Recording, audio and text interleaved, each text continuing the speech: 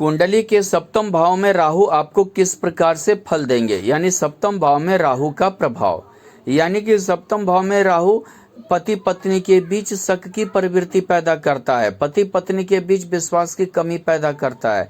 ये शक की प्रवृत्ति किसी भी प्रकार का हो सकता है, क्या है, सिर्फ एक कैरेक्टर लेकर आप मत मान के चलिए। यह विश्वास की कमी भी पैदा करता है, यानी कि हर बात को झूठ बोलना, या मान लीजिए हर बात को ओपनली नहीं बताना एक दूसरे को, ऐसा थोड़ा सा रहता है। अगर पति के कुंडली में तो पत्नी को नहीं बताएगा, पत्नी की कुंडली में तो पति को नहीं बताएगा। अपनी पत्नी कितनी भी सुंदर हो फिर भी नीच स्त्री के पीछे लगा रहता है, जिसके कारण गुप्त रोग भी पाता है। यानी कि राहु थोड़ा सा नीच प्रवृत्ति का ग्रह है, यानी नीचे स्तर का प्रतिनिधित्व करता है, इसी के लिए नीच स्त्री के पीछे थोड़ा सा ज़्यादा भागता है व्यक्ति, और गुप्त रोग भी पाता है। यानी कि ये समझिए जैसे कि और भी जो गुप्त रोग होते हैं उससे भी पीड़ित रहता है, और लंबे समय के लिए पीड़ित हो सकता है। व्यवसाय में स्थिरता नहीं रहती, और थोड़ा सा राहु जो है उथल पुथल करता है, कभी अच्छा कभी खराब करता है। अगर सहयोगी है तो धोखा मिलता है, अगर आपका कोई सहयोगी है तो उससे आपको धोखा मिलेगा।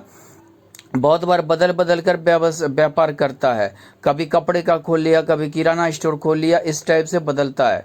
व्यापार में स्थिरता काफ़ी कम समय बाद आता है, यानी व्यापार में स्थिरता जो है काफ़ी समय के बाद ही आएगा।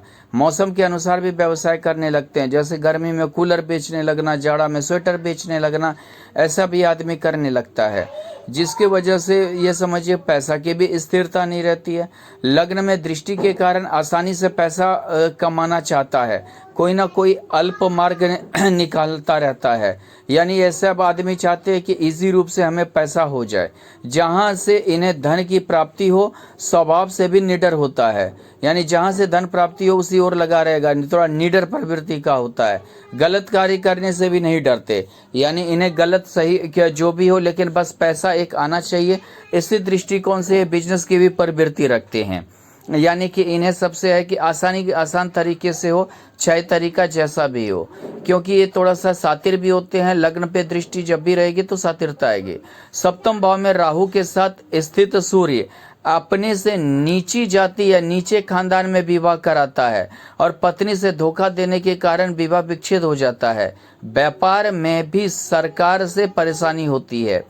सप्तम भाव में अगर राहु सूर्य के साथ स्थित है, सूर्य यानी कि समझिए हमारा स्वाभिमान, यानी हमारा ये समझिए कि हमारा जो यश मान प्रतिष्ठा सम्मान देता है, उस चीज़ में थोड़ा सा वो धूमिल करेगा। धूमिल कैसे करेगा, कभी कभी विवाह जो है वो नीचे खानदान में हो जाता है, नीची जाति में हो जाता है, जो हमारा जो है इज्जत मान प्रतिष्ठा सम्मान को धूमिल करता है। सप्तम भाव में राहु और चंद्रमा की युति छोटे छोटे बातों लेकर घबराहट बेचैनी पैदा करता है। विवाह के बाद घर और मानसिक स्थिति दोनों भंग हो जाती है। यानी समझिए कि छोटे छोटे बातों लेके आप में एक घबराहट पैदा होगी, एक बेचैनी हमेशा रहेगा, ऐसा तो नहीं हो जाएगा, वैसा तो नहीं हो जाएगा, आप निगेटिव पॉजिटिव दोनों चीज़ सोचेंगे, और विवाह के बाद आपकी मानसिक शांति नहीं रहेगी। यानी समझिए कि आप हमेशा जो है घर में खिचखिच की एक प्रवृत्ति पैदा रहेगा, घर में हमेशा अशांति पैदा रहेगा, जिसके कारण कि आपका कभी भी एक मन निराशापन की ओर रहेगा, और आप हमेशा निराश थोड़ा सा जिंदगी व्यतीत करेंगे। सप्तम भाव में राहु और मंगल की युति यानी अंगारक योग वैवाहिक जीवन में विच्छेदन में बदल देता है। यानी कि आपका विवाह विच्छेद हो सकता है, पति पत्नी एक दूसरे से दूर रह सकते हैं, पति और पत्नी एक दूसरे पर गलत आरोप लगाते हैं, यानी एक दूसरे पर आप गलत आरोप लगा सकते हैं, एक दूसरे को अशब्द कह सकते हैं, गाली गलौज करेंगे, एक दूसरे से नीचे नहीं होना चाहते, यानी एक दूसरे से दबना नहीं चाहते हैं, अपने आप को सुपर सीट ज़्यादा करने की कोशिश करेंगे। यानी कि सप्तम भाव में अगर राहु और मंगल रहा तो जाहिर सा बात है अंगारक योग गुस्सा दिलाता है, जिसके वजह से क्या होता है कि ये एक दूसरे से तने हुए रहते हैं, और इसके कारण क्या होता है, अशब्द गाली गलौज होता है। सप्तम भाव में राहु और बुध की युति जातक के लिए उसकी पत्नी, जातिका के लिए उसका पति बहुत ही सातिर होता है, जिसके कारण कभी कभी ये लड़ाई अदालत चली जाती है।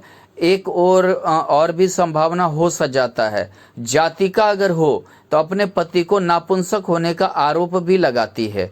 यानी राहु थोड़ा सा आरोप लगाता है, तो बुध नापुंसक ग्रह है, इसी के लिए नापुंसकता होने का भी आरोप जातिका लगा सकती है। अगर हम देखें तो ऐसे में जातक बांझपन का आरोप भी लगा सकता है। अगर स्त्री के कुंडली में हो तो हो सकता है कि उसे बांझपन का भी आरोप लगे। ऐसा भी बुध और राहु की युति कर सकता है। हाँ, थोड़ा सा बुध थोड़ा मानसिक स्थिति को दर्शाता है। व्यक्ति सातिर होता है। सप्तम भाव में राहु और गुरु की युति यानी गुरु चांडाल योग के कारण पत्नी नीच कुल की और हमेशा परेशान करने वाली संस्कार विहीन मिलती है। यानी कि गुरु संस्कार डेवलप हमारे अंदर करता है, संस्कार देता है, और ऐसे में गुरु चांडाल योग के कारण पत्नी नीच कुल की मिल जाती है, परेशान करने वाली मिल जाती है, संस्कार विहीन होती है, ज़्यादा पूजा पाठ या जो है समझिए अध्यात्म की ओर नहीं रहता, जिसके कारण प्रगति रुक जाता है। शिकायत प्रवृत्ति की होती है, यानी वो शिकायती प्रवृत्ति का होगा, हर किसी का शिकायत करना, आपका भी शिकायत करना, जिसका भी कुंडली में ऐसा हो, जिसके कारण प्रगति घर की रुक जाती है। सप्तम भाव में राहु और शुक्र की युति, अपनी पत्नी कितनी भी अच्छी हो फिर भी नीच स्त्रियों के साथ अवैध संबंध रहते हैं। भोगी प्रवृत्ति, अय्यासी में खर्च करने वाला, बुढ़ापे का जीवन दुख में दरिद्रता में व्यतीत होता है। यानी सप्तम भाव में अगर राहु है और शुक्र की युति है तो ये जान लीजिए कि अपनी पत्नी कितना भी अच्छा हो लेकिन राहु की वजह से नीच स्त्री के पीछे व्यक्ति अवैध संबंध की ओर भागता है। भोगी प्रवृत्ति, अय्यासी में ज़्यादा खर्च करने वाला होता है, भोगी होता है, लेकिन बुढ़ापे में इतना कर्जदार हो जाता है या दरिद्र हो जाता है कि उसे जो है दुखमय जीवन व्यतीत करना पड़ता है, यानी एक एक पैसे के लिए तरस जाता है। सप्तम भाव में राहु और शनि की युति, विवाह किसी तलाकशुदा उम्र में किसी बड़ी स्त्री किसी औरत से कराता है। बहुत बार बिना विवाह के ही गलत रिश्ते में रहते हैं, जिसे आप लिव इन रिलेशनशिप कहते हैं। हालांकि घर से संपन्नता देती है, आप संपन्न रहेंगे, लेकिन यही बात है कि आपको शनि थोड़ा सा एक अकेलापन की ओर ले जाएगा, आपका शादी टिकेगा नहीं, क्योंकि आप या नहीं तो तलाकशुदा किसी से विवाह करनी पड़ेगी, उम्र में किसी बड़ी स्त्री से आपका प्यार प्रेम हो जाएगा, जिसके कारण जो है आपको दिक्कत होगा, किसी बड़ी लड़की से हो जाएगा। अष्टमेश का सप्तम भाव में राहु के युति के साथ स्थित होना, पति पत्नी एक दूसरे को अशब्द कहते हैं, गंदा आरोप लगाते हैं, ससुराल से भी व्यक्ति परेशान रहता है। अष्टम भाव कलंक का भी भाव है, आरोप प्रत्यारोप का भी भाव है, और जब भी राहु के साथ युति सप्तम भाव में रहेगा तो पति पत्नी एक दूसरे को अशब्द कहेंगे, गाली गलौज करेंगे, एक दूसरे पर गंदा आरोप लगाएंगे, और व्यक्ति ससुराल से भी परेशान रहता है, क्योंकि ये पत्नी का कुटुंब भाव है और कुटुंब इन्हें परेशान करते रहते हैं, क्योंकि कुटुंब भाव द्वादश हो गया, यानी कुटुंब के इनका खर्चा का पानी करवाते रहते हैं। सप्तम भाव में राहु के साथ द्वादशेश की युति हो तो विवाह के पश्चात ठगा महसूस करता है, बिना जाना पहचाना जाति से बाहर विवाह होता है। अगर आपका व्यापार है तो अनजाने लोग ही अपने बनकर ठग लेते हैं। अगर सप्तम भाव में राहु के साथ द्वादश की युति है तो विवाह जो है ऐसा घर में हो जाता है जिससे आप जानते पहचानते ही नहीं हैं, यानी कि बिना जाना पहचाना घर में हो जाता है, और आप ठगा हुआ महसूस करेंगे, यानी कि आपको किसी भी तरह से वो अच्छा नहीं लगेगा।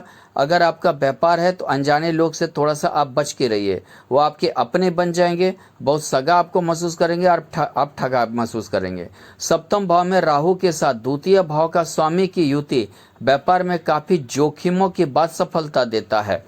परिवार से या पिता से सहयोग की कम आसार होते हैं, गलती से काम लिख दिया, कम आसार होते हैं, दोस्त भी स्वार्थी होते हैं। सप्तम भाव में अगर राहु द्वितीय भाव के साथ युति बना रहा है तो बहुत जोखिम के बाद ही आप पैसा कमा पाएंगे, आपका व्यापार सफल होगा। परिवार से या पिता से सहयोग का कम आसार रहेंगे, यानी कि आपको पिता या परिवार वगैरह से सहयोग नहीं मिल पाएगा, आपको अपने बदौलत कुछ करना पड़ेगा। दोस्त भी इतने स्वार्थी होंगे, बस आपके स्वार्थ बस ही रहेंगे, बाद बाकी आपकी मदद या सहयोग करने की उन्हें आशा